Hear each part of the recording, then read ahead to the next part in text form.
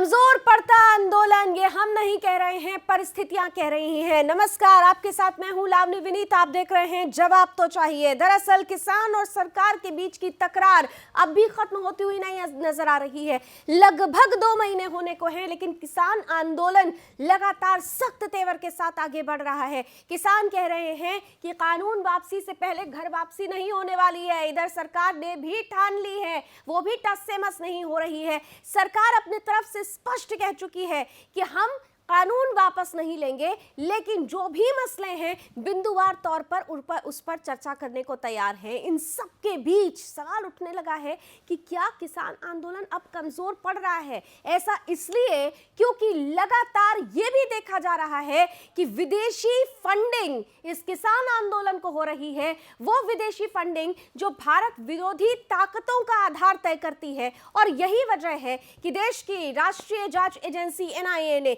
40 लोगों को समन भेजा है। और स्पष्ट रूप से जो आधार सामने आ रहा है, अमेरिका, ब्रिटेन और कनाडा में कई ऐसे संगठन हैं जो भारत विरोधी हैं, खालिस्तान को बल देते हैं और उनकी तरफ से किसान आंदोलन को वित्तीय सहायता पहुंचाना ये सवाल खड़ा कर रहा है कि क्या किसान आंदोलन वाकई डिरेल हो चुका है, खालिस्तानियों द्वारा हाईजैक कर लिया गया है। इन सब के बीच 26 तारीख की ट्रैक्टर परेड को लेकर भी किसानों में एक मत नजर नहीं आता है। किसानों का कहना है कि कुछ संगठन तो साथ चल रहे हैं, लेकिन कुछ संगठन अलग थलग पड़ गए हैं। सरकार कह रही है ये तो 2.5 प्रदेश का आंदोलन हो गया है। तो क्या ये तमाम परिस्थितियां किसान आंदोलन को कमजोर पड़ता हुआ नहीं दिखाती? आज इसी पर होने वाली है बड़ी बहस 2 खास मेहमानों के साथ।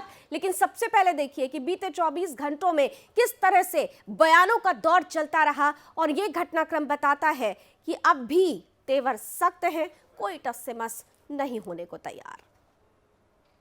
फराली का विषय हो चाहे इलेक्ट्रिसिटी एक्ट का विषय हो, ये आने वाले कल के विषय थे।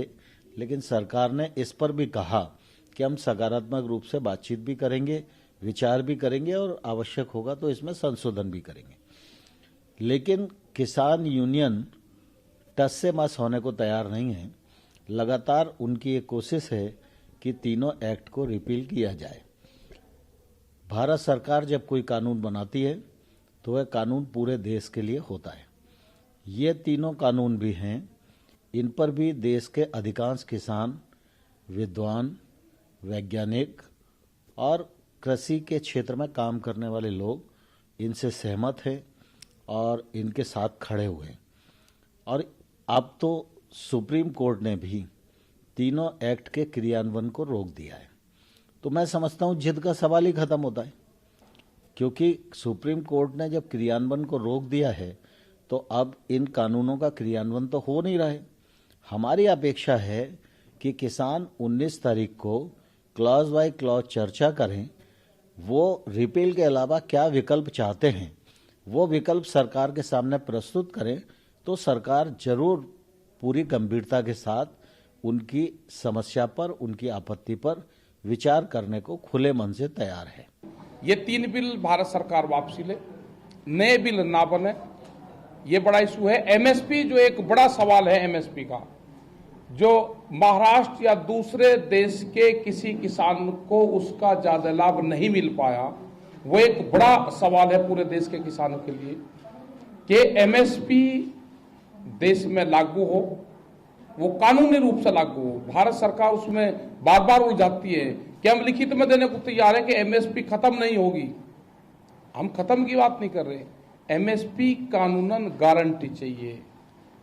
मतलब MSP पे कानून नहीं और 3 उस पर कानून बनाओगे, व्यापारी को कानून की सपोर्ट से सपोर्ट करेगी भारत सरकार और किसानों को खुले बाजार में छोड़ देगी कि व्यापारी इसको आनकर लुटे। जिस देश में कानून बनने से पहले गोदाम बन गए हो, यहाँ के व्यापारियों की पहुंच प्रधानमंत्री के कार्यालय तक हो, तो ये देश के किसान को मंजूर नहीं है। आंदोलन जारी रहेगा। आंदोलन में करीब 10 दौर की वार्ता हो चुकी है। सरकार पूर्ण रूप से अड़ियल रुख कर रही है। आज भी जो अभी दिखा मेरे भाई ने कि कॉन्फ्रेंस करके ये कहा कि हम संशोधन पर तैयार हैं, बिल वापसी पर तैयार नहीं, तो ये आंदोलन लंबा चलेगा।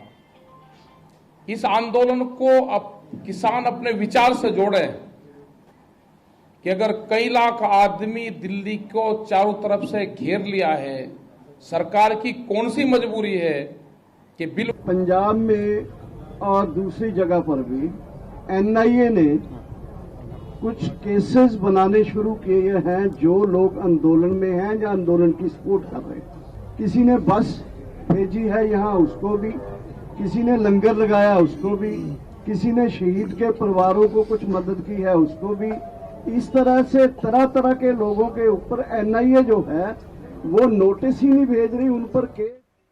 तो आपने सरकार का पक्ष भी सुन लिया, आपने किसानों का भी पक्ष सुन लिया, और ऐसे में सवाल उठ रहा है कि क्या वाकई आंदोलन कमजोर पड़ रहा है। चलिए चर्चा की शुरुआत करते हैं। दो खास मेहमान हमारे साथ जुड़ चुके हैं, स्वागत करती हूँ। हमारे साथ इस वक्त भारतीय किसान यूनियन प्रवक्ता गजेंद्र चौधरी जी स्टूडियो में मौजूद है, बहुत बहुत स्वागत। और साथ ही साथ सरकार यानी बीजेपी का पक्ष रखने के लिए खासतौर से हमारे साथ जुड़ रहे हैं मध्य प्रदेश विधायक हैं जालम सिंह पटेल जी, आपका भी बहुत बहुत स्वागत। मैं सबसे पहले गजेंद्र जी आपके साथ शुरुआत करना चाहती हूँ।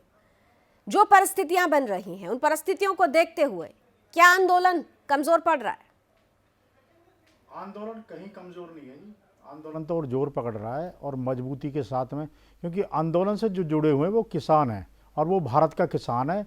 ये 2.5 प्रदेश या आधा प्रदेश का किसान नहीं है। ये जो खालिस्तान के पोस्टर लेके खड़े हैं वो कौन है? देखो, जो खालिस्तान के पोस्टर लेके खड़े हैं उन पर कानूनी कार्रवाई करे गवर्नमेंट। ये गवर्नमेंट का काम है, किसान का काम नहीं है। किसान के पास आएगा, किसान गवर्नमेंट में को सहयोग देगा। अगर ऐसे लोग आ रहे हैं आंदोलन में, बिल्कुल हम किसान लोग, क्योंकि हम ही लोग हैं, एक बेटा हमारा सरहद पे है और परिवार अपना आंदोलन में बैठा हुआ है। अपने बेटा को भी शहीद करवाते हैं हम जो, और आंदोलन भी कर रहे हैं। उसके बाद हमें ही खालिस्तानी और पता नहीं पाकिस्तानी का क्या क्या कहा जा रहा है। हम सरकार के साथ में इस मामले में बिल्कुल किसी खालिस्तानी के साथ में नहीं, किसी जो देश विरोधी जो ताकतें हैं उनके खिलाफ हैं हम जो। निश्चित रूप से हमारे देश का किसान ऐसा हो भी नहीं सकता, लेकिन तस्वीरें झूठ नहीं बोलती हैं, प्रत्यक्ष को प्रमाण की जरूरत नहीं होती है। अगर आंदोलन के बीच से खालिस्तान के समर्थन के पोस्टर निकलते हैं, जिंदाबाद के नारे नजर आते हैं, वहां पर ऐसी ऐसी तस्वीरें जो कि बैन तस्वीरें हैं वो नजर आती हैं। अगर विदेशी फंडिंग जो कि भारत विरोधी ताकतों को आधार देती है, ऐसी तमाम चीजें राष्ट्रीय जांच एजेंसियों द्वारा सामने लाई जाती हैं, तो फिर क्यों नहीं आंदोलन पर सवाल खड़ा किया जाए? नहीं, उन पर कार्रवाई करो अगर ऐसी है। देखो, किसान तो ना तो एलआईयू है किसान के पास में, ना सीबीआई है। जो भी ताकत है वो सरकार के पास में। बिल्कुल ऐसे लोगों के खिलाफ कार्रवाई होनी चाहिए, हम भी मांग करते हैं इस बात की। अभी 19 तारीख को एक बैठक होने वाली है, उसके पहले एनआईए ने समन भेज दिया है। उसके पहले ये जो तमाम बातें हो रही है, आपको लग रहा है कि कुछ समाधान निकलेगा? क्योंकि अगर आप कह रहे हैं कि कानून वापसी से पहले घर वापसी नहीं होगी, तो सरकार ने भी स्पष्ट कर दिया है। कृषि मंत्री को अभी आपने सुना, उन्होंने कह दिया है कि कानून तो वापस नहीं हो गया, हाँ आपकी मांगों पर बिंदुवार चर्चा जरूर हो सकती है। बस बिंदुवार चर्चा होगी, उसमें जो जो कमियां हैं वो भी बता दी गई हैं और बता दी जाएंगी। अगर उसमें सरकार चाहती है कि भाई ये किसान अपना जिंदा रहे इस भारत में, तो सबसे पहले तो इनको आगे बढ़ के और एमएसपी पे कानून लेके आना चाहिए जो, और जो मांग रखी उन पे विचार करना चाहिए। किसान ऐसा नहीं है अड़ियल रुख अपनाएगा, स्वतः ही ये कानून निरस्त हो जाएंगे। जब हमारी किसानों की मांग मान ली जाएगी तो उसमें क्या दिक्कत है? जो जालम सिंह जी कि देश का किसान इतना अड़ियल नहीं है, थोड़ा सा नरमी आपको भी बरतनी होगी, गजेंद्र जी की तरफ से कहा जा रहा है। देखिए, माननीय कृषि मंत्री जी ने कहा कि हर बिंदु पर हम चर्चा करने तैयार हैं, और उस आप भी बताया कि जब हर विषय पर चर्चा हो रही तो वो तो होगी। और दूसरी एमएसपी की बात है, प्रमुखता किसान विधायकों की बात अलग है। समर्थन मूल्य पर खरीदी होना चाहिए, ये भी और हो भी रही। 80 करोड़ लोगों को देश में 135 करोड़ में से समर्थन मूल्य एमएस उनको जो अपना खाद्यान्न देना 80 करोड़ को हर महीने, तो उसके लिए तो खरीदी हमेशा होना ही है, सरकार को करनी पड़ेगी। कहाँ से लाएगी? नहीं तो सरकार उनको कहीं अकाल पड़ जाए हो जाए तो उसके लिए भी वो खरीद करके रखते हैं। तो एमएसपी से खरीदी हो रही है, और केंद्र सरकार ने तो लगातार समर्थन मूल्य बढ़ाया है। जालम जी, जो बातें लगातार ये बातें आप लोगों की तरफ से कही जा रही, सरकार की तरफ से कही जा रही है, लेकिन किसान इस पर मानने को तैयार नहीं है, उन्हें विश्वास नहीं हो रहा है। और इस विश्वास के बीच में, विश्वास और अविश्वास की लड़ाई में अगर खालिस्तान की भी एंट्री हो जाती है, तो क्या सरकार के लिए डबल चुनौती नहीं हो गई है?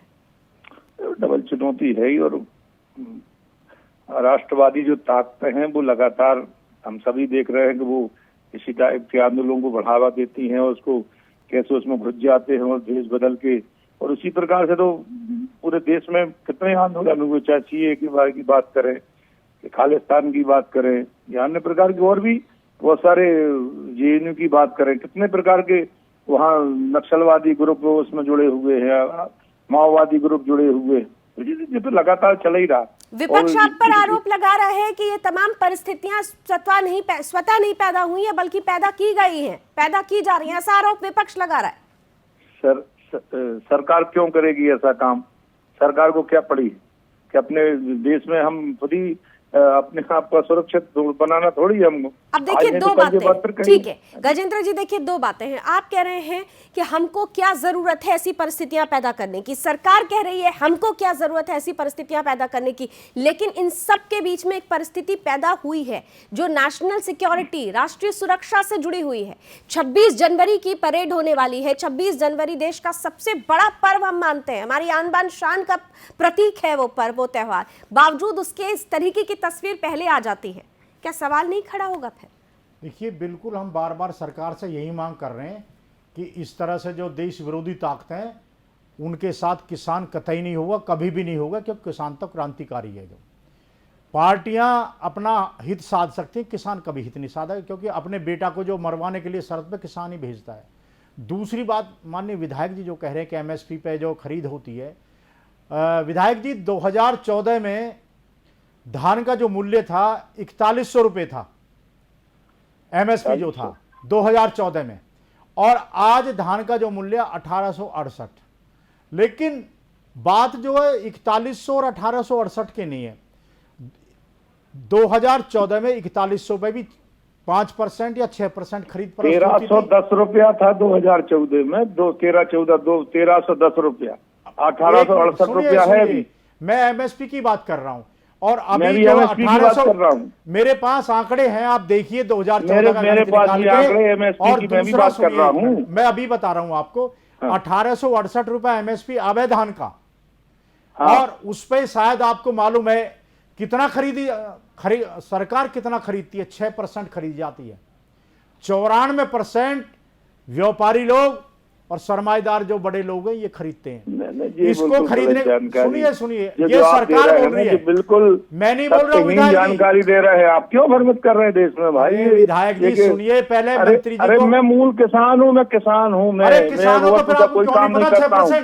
ऐसा है, लावली जी को भी मालूम है 6%, मंत्री जी भी बोलते हैं, सरकार भी बोलती है, आंकड़े भी है, सिर्फ 6% भंडारण करती है सरकार। लेकिन यहाँ पर एक चीज, 94% गजेंद्र जी बाहर बिकता है, आधे रेट से कम। लेकिन गजेंद्र जी सवाल तो ये भी है ना कि सरकार निर्धारित जो तय सीमा है खरीद की, वो उस पे तो वो खरीद लेती है। लेकिन यहाँ पर जिस कानून को आप, जिस मुद्दे को कानून में आप शामिल करने की बात कर रहे हैं, आपके ही संगठन, किसान संगठनों की ही बात कर रहे हैं। दो धड़े हैं, एक धड़ा कह रहा है कि अगर कानून बन जाता है तो ज्यादा मुश्किलें हो जाएंगी, आप लोग कहते हैं कानून बनना जरूरी है। तो ये जो दो धड़ा है, जो हम बार बार कह रहे हैं कि अगर सरकार कह रही कि 2.5 प्रदेश का आंदोलन हो गया है, इसलिए क्योंकि किसान संगठन एक मत नहीं है, तो कमजोर तो पड़ ही रहा है ना आपका आंदोलन। ये कहीं भी आंदोलन कमजोर नहीं है। और जो आप दूसरा धड़ा बता रहे हैं, कौन सा धड़ा, मुझे तो ये धड़ा ही समझ में नहीं आ रहा। जो हम मांग कर रहे हैं एमएसपी की भी 1868 में खरीद परस्त हो, उस पर कानून लाया जाए, और अगर उससे कोई कम खरीदता है तो उस पर कानूनी कार्रवाई हो। जो धड़ा दूसरा इसका समर्थन करता है, उस धड़े को तो सामने लेके आओ, वो धड़ा कहीं नहीं है। हमारे विधायक जी अभी बता रहे थे, अब सरकार जो खरीदती है, जबकि सरकार अपने मूल्यों पे बताती है कि 6% खरीद परोस सिर्फ सरकार कर सकती है, 94% कारपोरेट जगत खरीदता है। तो वो कौन सा धड़ा, वो धड़ा समझ में नहीं आया आज तक, ना सामने आया धड़ा। जालम सिंह पटेल जी। जी मैं ये बोल रहा हूँ, इससे नुकसान, इस कानूनों से नुकसान क्या है? विधायक जी हम बताते हैं नुकसान इसका। क्या नुकसान है इस कानूनों से? किसान को क्या नुकसान है? हाँ, तीसरा व्यापार, आप एक मिनट सुनिए, इसमें मैं अभी मेरी बात सुन लीजिए आप। एक तो एमएसपी पे खरीद हो रही है, होगी, दूसरा व्यापारी, और तीसरा व्यापारी और तैयार कर दिया सरकार ने, उद्योगपति या कोई, तो आपको तो जितना कंपटीशन होगा उतना लाभ होगा। और अगर कोई अभी तो एक्सपोर्ट हो नहीं रहा अपना माल, अगर एक्सपोर्ट हो, जैविक खेती मैं भी कर रहा हूँ, कोई खरीदार नहीं है, जब कोई व्यक्ति व्यापार बीच में आएगा, व्यापारी करेगा, उसमें एक्सपोर्ट करेगा। अभी तो ज्यादा जब हमारे पास माल हो जाता तो उसके कारण समस्या खड़ी हो जाती है, उसके रेट घट जाते हैं। और इतनी बड़ी आबादी के लिए आपसे 135 करोड़ के लिए कोई फैक्ट्री में थोड़ी अनाज पैदा होगा। मान लो कभी खराब हो जाता है, ओला पड़ जाता है, पाला पड़ जाता है, खराब हो जाता है। बातें जो समझाने की कोशिश आप लोग कर रहे हैं, यही तो सिलसिला बीते 1.5-2 महीने लगभग होने को आ जाएंगे, यही सिलसिला तो चल रहा है। तो ऐसे सिलसिले में अब 19 तारीख को भी यही बातें कही जाएंगी, समाधान कहाँ जाके निकलेगा? अरियल रवैया अगर आप कह रहे हैं कि किसानों ने अपनाया हुआ है, किसान कह रहा है कि आपने अपनाया हुआ है, तो समाधान कहाँ निकलेगा? नहीं, इसमें किसान अगर बात करे तो जो मूल किसान है वो तो हमेशा से तैयार है। और मैं सीधी बात कर रहा हूँ, मूल किसान तैयार है गजेंद्र जी। कृषि जो है ना, ये व्यापार नहीं है, ये परोपकार है। ठीक है, मूल किसान तैयार है गजेंद्र, जल्दी से जवाब दे दीजिए, समय की बाध्यता है। परोपकार है ये अब हो गया जो आप बीजेपी कृषि पे आधारित है। आप कीजिए, अभी कह रहे हैं आपकी फसल को खरीदता नहीं, जो अभी कह रहे हो एमएसपी पे खरीदारी हो रही है, अभी कह रहे हो फसल ऐसी पड़ी हुई है, तो भाई किसान 70% जो किसान है भारत के अंदर वो तो मर ही जाएगा, क्योंकि उसकी जो फसल का मूल्य मिलेगा नहीं। कानून बनने से कैसे मर जाएगा? और आप बड़े कानून बनने से कौन से मर गया? किसानों की मृत्यु की बात तो हो रही है, किसानों की मृत्यु की बात तो हो रही है, लेकिन हकीकत ये भी है गजेंद्र जी कि बीते 70 सालों में भी लाखों किसान मारे जा चुके हैं, उन्होंने आत्महत्या की है। तो उस वक्त ये आवाज क्यों नहीं उठी थी? बहरहाल आज समय की बाध्यता है, माफी चाहती हूँ, आज मेरे पास 5 सेकंड सर। और अब किसान हटने वाला नहीं है, किसान अपना हक लेकर, ठीक है, किसान हटने वाला नहीं, अपना हक लेकर रहेगा। लेकिन सरकार ने भी ये कह दिया है कि बिंदुवार चर्चा हो सकती है मांगों पर, लेकिन कानून वापस नहीं होगा। ऐसी जो परिस्थिति बन रही है, उस परिस्थिति में समाधान कहां निकलेगा, अब भी ये सवाल बना हुआ है। आंदोलन किस हद तक, कहां तक जाएगा? क्या देर तक चलता हुआ आंदोलन कमजोर पड़ जाएगा? यह भी एक सवाल है। बहरहाल बहुत बहुत शुक्रिया, समय की बाध्यता है आप दोनों का, आप सबने अपने हमें समय दिया। आज की चर्चा में बस इतना ही। जय हिंद।